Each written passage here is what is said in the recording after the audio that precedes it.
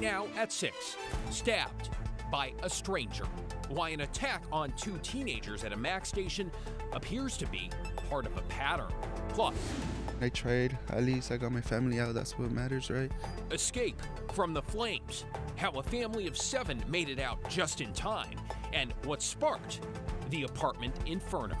And is it finally back to school for students in Southwest Washington's largest district? Or will the strike stretch on?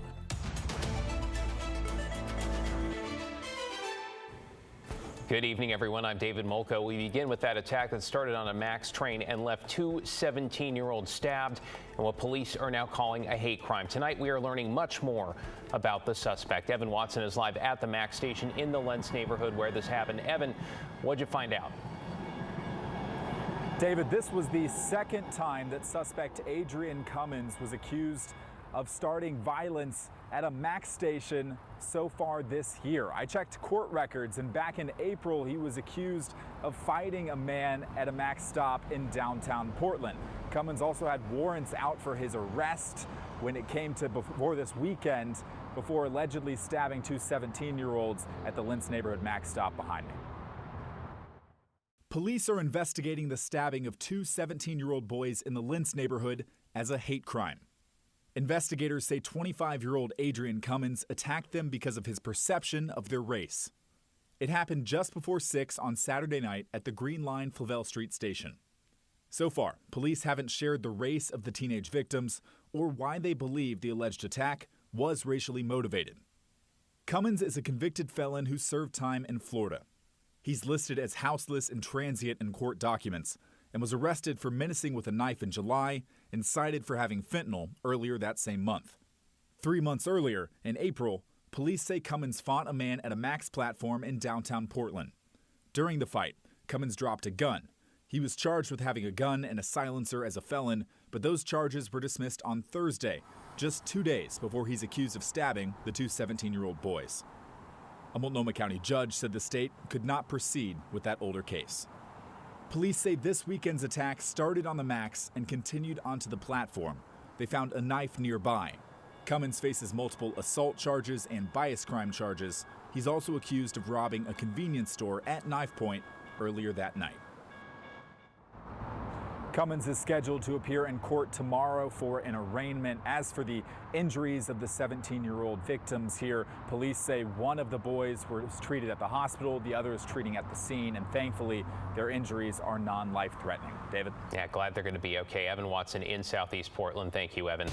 Let's get to an update now on the teacher strikes in Southwest Washington, and one that means some 26,000 students in Evergreen School District will not be headed back to school tomorrow. Despite ongoing bargaining, Evergreen teachers could not reach a deal with the district, which means Tuesday will be day 4 of their strike. In Camas, a similar story. Still no deal, but keep in mind they are still bargaining right now. Tomorrow, though, could mark day 6. Teachers in both districts are fighting for smaller class sizes, more money, and more planning time. In Evergreen, they're also looking for more support for students with special needs. State mediators are involved in both of these negotiations. We will keep you posted on ongoing developments right here and at KGW.com.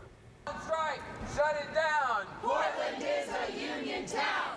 Well, let's get to your headlines this evening. For the first time in 20 years, workers at Powell's Books have gone on strike. Some 300 employees across 3 stores hit the picket line for a single day. They've been asking for higher wages and affordable health care since earlier this year and say they are not backing down. We might do it again. We'll see what Powell's does at the bargaining table and how they respond.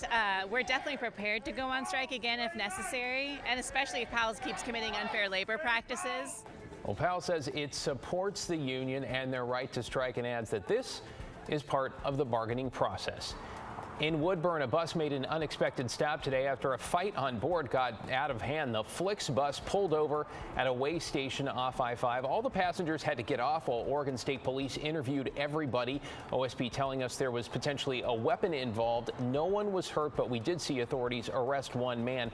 Another Flix bus also arrived to take on passengers to continue that trip. Portland police have released new photos of a man suspected in a racially motivated assault in Old Town. This was back on August 21st at Southwest 2nd and Pine. We talked to Tommy Lee, who owns Stumptown Otaku in Old Town, just days after. He says the man who was riding a bike yelled slurs at his family, flicked a lit cigarette at his mother, and then threw a punch at him. Lee says he also pepper sprayed that cyclist until he rode away. There's also now a cash reward of up to $2,500 for information leading to an arrest.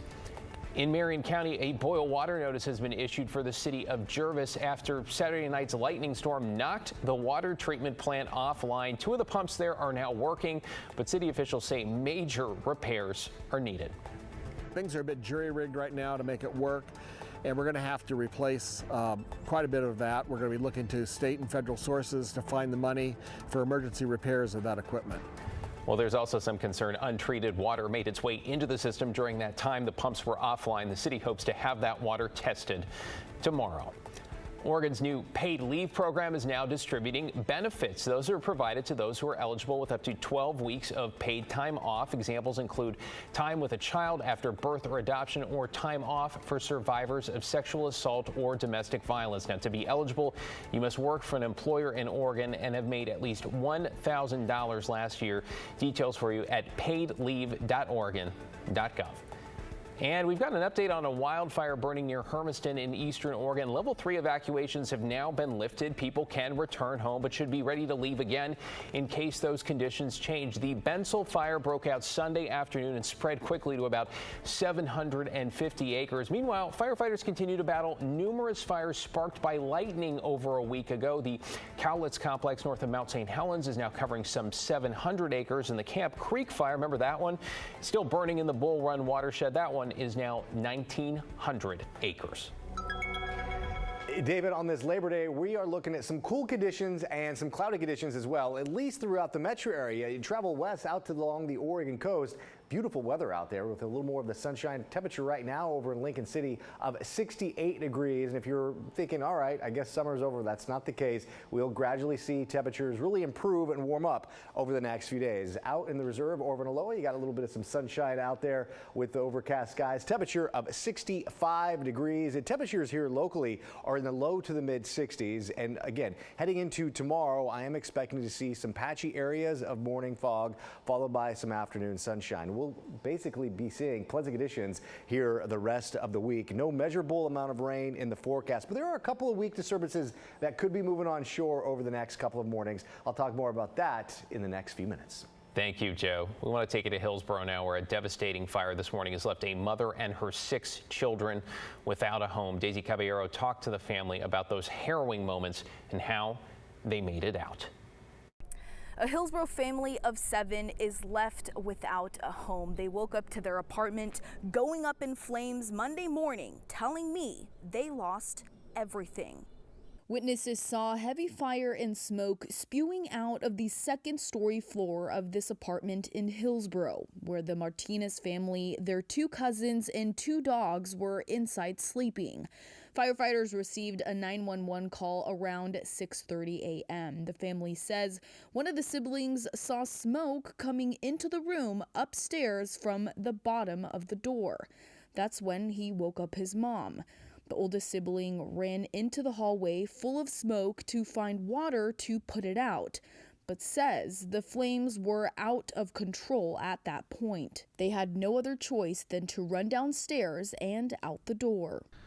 I saw a lot of flames, so I ran back in to at least help, try to help, but it was too much and I couldn't see or breathe.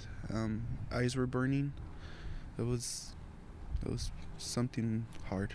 Fire investigators say a baseboard heater ignited combustible materials and caused the blaze. Officials believe it was a heater that automatically turns on by itself when the room temperature drops below a certain temperature. The Red Cross is assisting the family with food, emotional support professionals, and a temporary place to stay. The family has created a GoFundMe account if you'd like to help. You can find a direct link at KGW.com. Daisy Caballero, KGW News.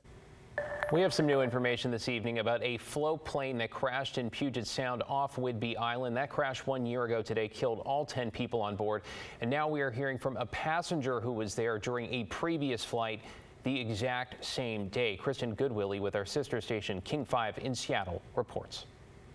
Yeah, very lucky. It's been 1 year to the day that Captain Hobbs Buchanan flew to San Juan Island on a de Havilland DHC-3 Otter. I flew up here from Snohomish to bury a friend of mine, Captain Jack. That afternoon, Buchanan flew aboard the float plane from Roche Harbor to Friday Harbor, where he got off. The plane departed for Renton and then crashed in Mutiny Bay just 20 minutes later, killing the pilot and 9 passengers, including a toddler. I couldn't believe it. I swear that Captain Jack was looking after me. Couldn't believe it because as a former pilot of nearly 30 years, he says the plane was amazing. The pilot, Jason Winters, even better. I always get there early, and I saw the pilot do his pre-check, and everything looked okay. I saw him do a good job with that, and I was happy about boarding that aircraft. Peter Lemmy is an aviation expert and says documents show the plane hit turbulence. The cuff link came apart and the pilot had no chance to recover the aircraft. Lemmy says it was extremely unusual and surprising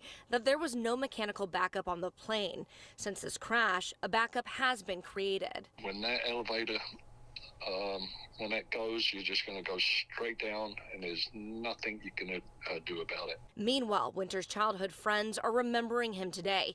Connor Davis sent in photos of Winters and said Jason definitely loved and lived life to the fullest. I'm sure he'd be extremely proud of how strong his family has been. Buchanan says he thinks about that crash often and hopes lasting change can be made. Because nobody wants a repeat of this. Yeah, Kristen Goodwillie reporting there. The NTSB says its final report, which should shed light on the cause and will also make some recommendations, will be released by the end of this year.